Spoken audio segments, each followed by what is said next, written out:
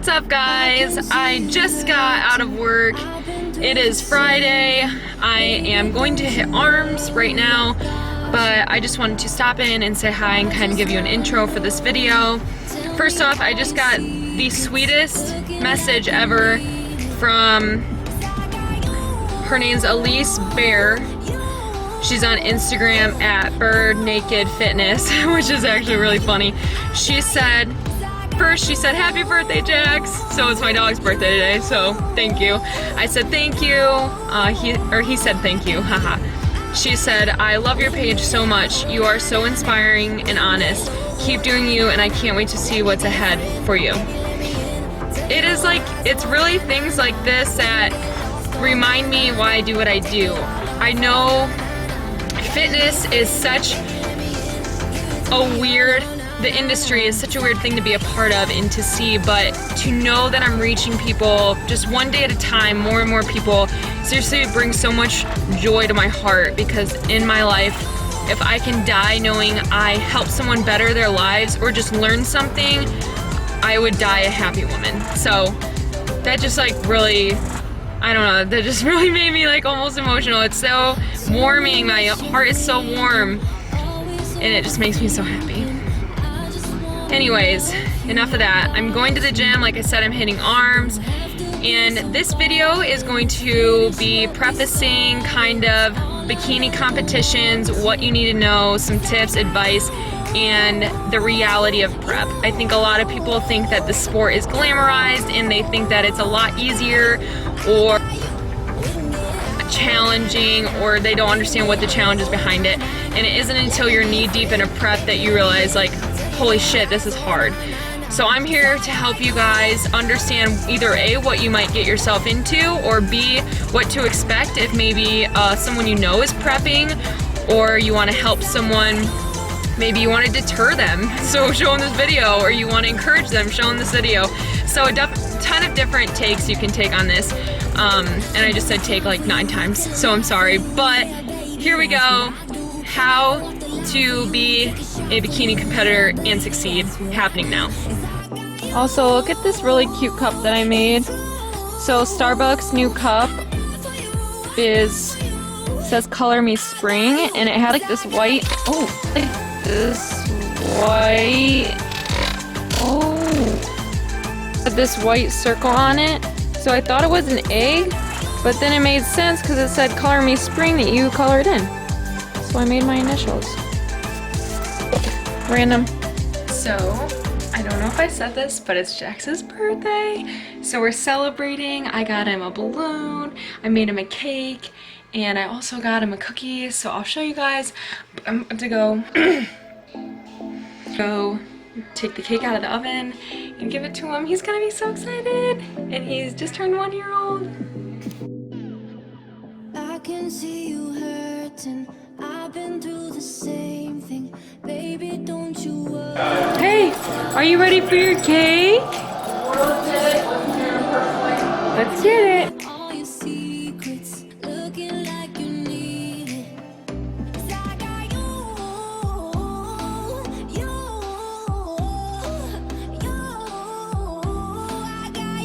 I got you, 'cause I got you.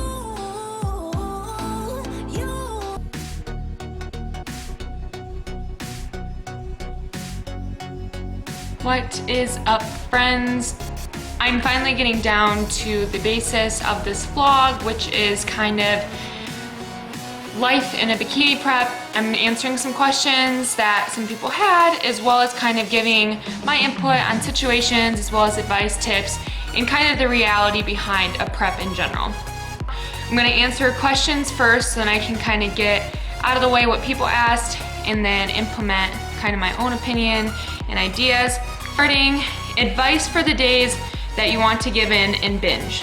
So I suffered with kind of a binge eating disordered / disordered eating for a good month and a half post-show, and so I understand what it's like to binge and what it's like to get to the end of the day and see literally one thing you want, tell yourself, oh, I'm just gonna have a little nibble or something like that, and then literally just, you can't stop eating. I understand how that feels. You feel helpless and you feel like you truly cannot at that point control yourself.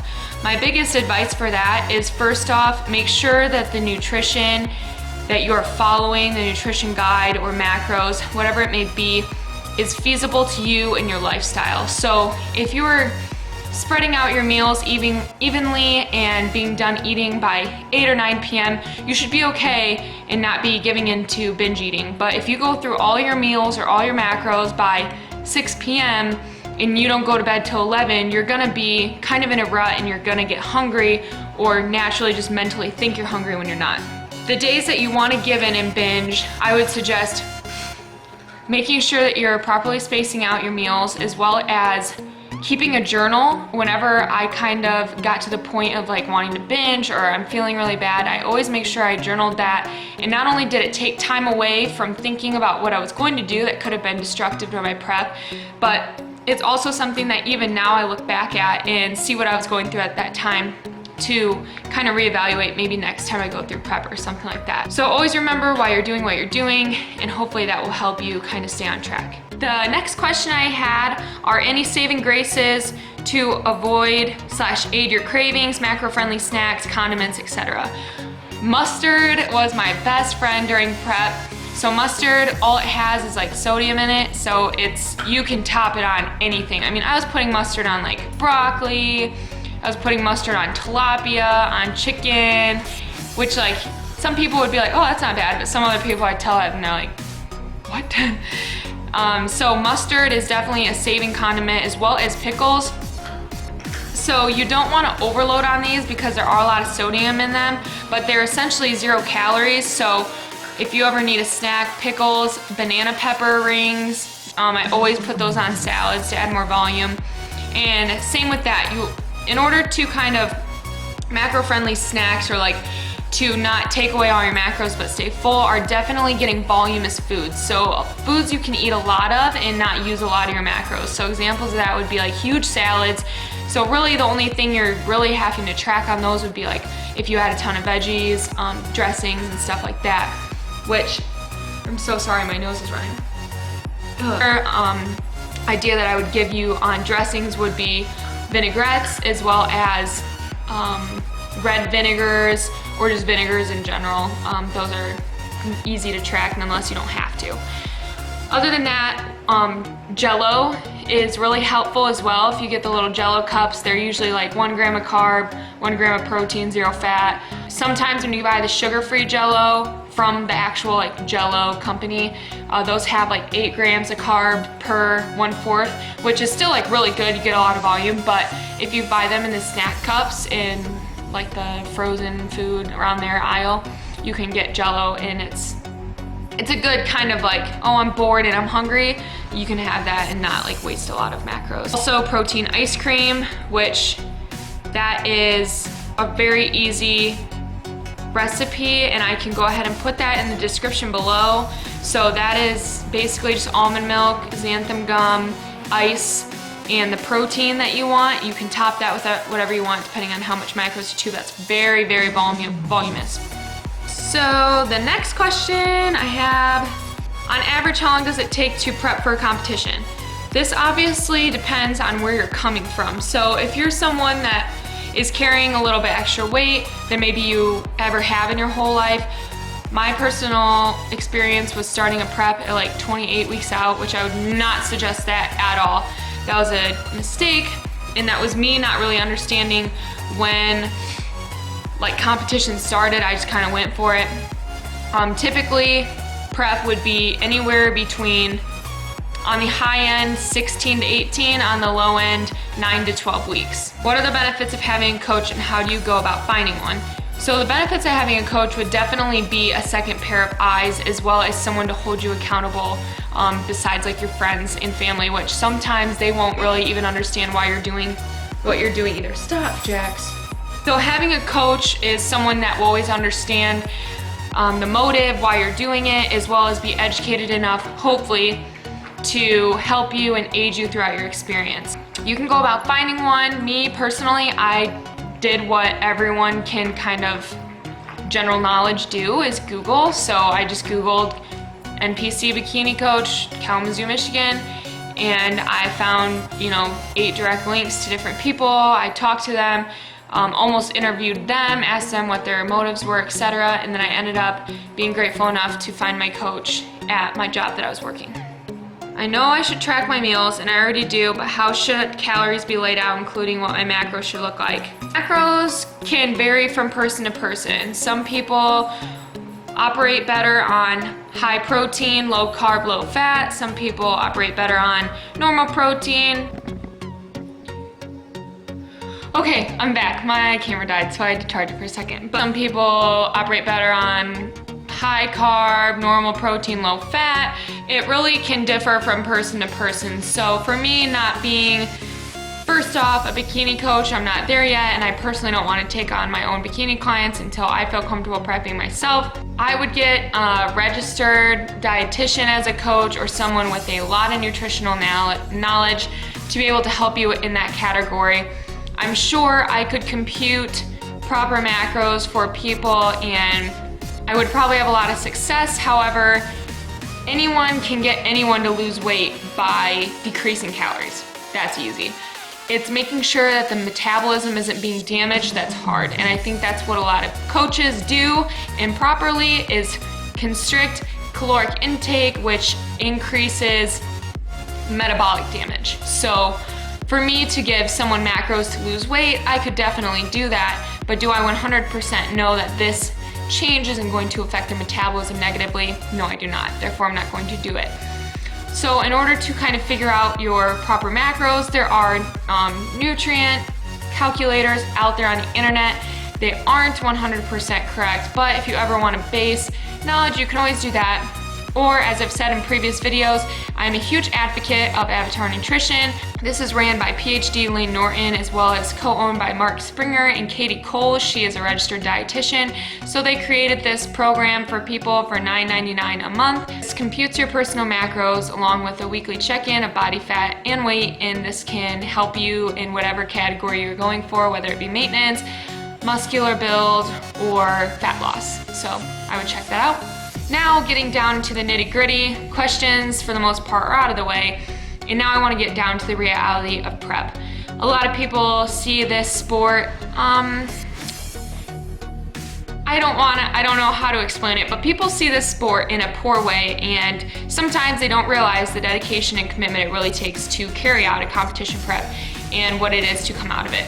So carrying it out, don't get me wrong, is 100% hard. You're restricting calories, you're down in a caloric deficit, you're still trying to push through workouts, also maintaining, for most of us, school or work, projects, etc. So no matter what, like for anyone, this is a challenge. So to overcome this, the first place is very impressive. It takes a lot of willpower to stick through a prep. The ugly sides of prep are losing relationships, damaging relationships, missing out on family events in general, maybe even college, depending on where you are in your walk of life, as well as kind of personal development, kind of inhibitant, if that makes sense. So first off, when I say relationships are damaged or lost, during my whole prep, during anyone's prep, you are kind of in a one-state mind. You know what macros you need to hit every day, you know how much cardio you need to do, and you know your workouts. So everything is really, really based around food. And it's based around food, it's based around your workouts. You do whatever else you have to do, kind of like a zombie. You walk through it and you do it. But when it comes to what you're doing for prep, counting macros, you're always doing that to a T. So during my prep, I lost some friendships as well as damaged my relationship with my boyfriend at the time because I was obsessed with food. And that being not obsessed like I wanted to binge and eat, but I needed to have everything weighed out. If he took anything off my plate, that messed up my numbers and it made me mad. If I was going out to the movies with him and he wanted popcorn, I got mad when he did because he knew I couldn't have it. It was stuff like that looking back, it was weird, but I was a totally different person during prep than I am now. And that would probably happen to anyone. You get grumpy, you're moody, your whole endocrine system's messed up, hormones are screwed, and it's not glamorous, it's not fun, and my friends even stopped asking me to do things because I was a hermit, and when you're on prep and you can't go out to eat, you can't go out to places that are gonna give you temptations, you just stay inside. And sadly, I would say that if I knew the power of flexible dieting back in my prep, I probably could have done a lot more. However, what's done is done, and I definitely learned from that experience, and I hope other people can learn through me to flexible diet and not restrict yourself to egg whites and almonds all day. Also, nutrient-wise, you are depleted, so your body is just not normal. But what they don't tell you is how hard the reverse diet is for after the show. So leading up to the show, you have all this energy, you have all this motivation, you want to kill it on the stage, you want to do this, you want to do this. Everything pays off in that few moments that you're on the stage proving what you worked for. And I 120% agree. That night after your show, it's amazing. You can literally eat what you want, and at that point, it doesn't freaking matter. Your body's devouring it and using it. So that was like the best feeling ever. Well, then you wake up the next morning and you're hungry again. Do you want to go back to a diet? Do you want to go back to 1,200 calories when the show's over? What you've gone for, what you've worked so hard for, it's done. So now you can eat, right? No, you can't. You have to reverse diet, you have to fix your metabolism, and you have to build up your insulin resistance all over again. So basically, for a good 3 months, I could have no dairy. When I did eat, my stomach was distended, I was uncomfortable, I could not properly digest foods that I wanted to eat. Even when it came to like sweet potatoes and like healthy foods, my body could not digest them. It was so confused why I was getting all these extra calories, okay? So that's something that a lot of people don't understand, and that's why people overeat post-prep, because it's hard to come off prep when what you've worked for is gone. It's gone. Why can't I eat? Why can't I eat this? Why can't I just eat this? You're going to gain so much fat, and I'm not saying that that's wrong. You need to gain fat in order to grow muscle. But if you are planning on lean bulking and keeping a relatively attainable physique during your off season, or say you're done competing forever, but just during life, you do not want to overload on calories during this time. They will convert to fat way faster, and you're kind of in a danger zone for a couple months until you properly reverse diet and keep adding calories in. So if you're reverse dieting, I would highly suggest, again, Avatar Nutrition, but if not, adding in a good 100 calories per week and making relatively most of them carbohydrates, I say that would be the best bet for reverse dieting. Another thing that is rarely talked about is how damn expensive it is. Okay, a lot of people think that this is easy to do. It's not.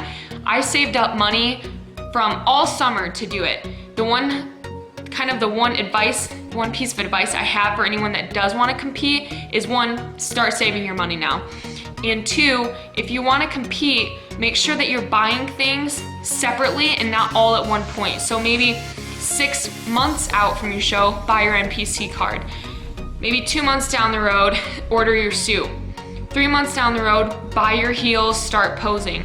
4 months down the road, register for the show that you're doing. 5 months down the road, book your tan, book your makeup, etc. So all the money's spaced out. If you try to order / do everything at one point, it's gonna be easily over $1,500 out of your pocket. So if you think that this is something let me add, that's without a coach.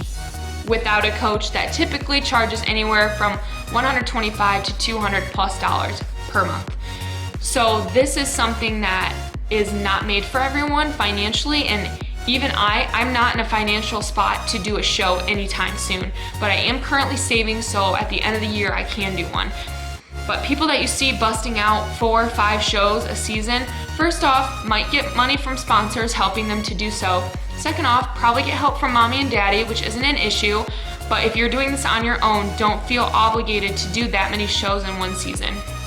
Do what you can, make it work, rock it, kill it, and then be done and have a good off season. Another thing that I would say a lot of people kind of get mixed up in is how long to prep and how long to off season. Based on science, you are not going to create loads of muscle within a 2-month, 3-month, 4-month span.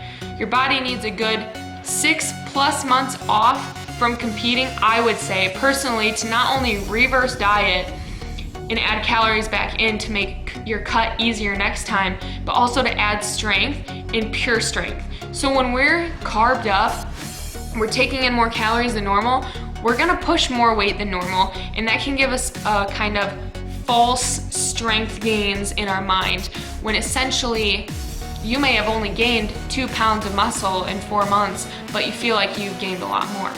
All in all, make sure that you are understanding where you are at a point of being physically ready to compete, as well as mentally and financially.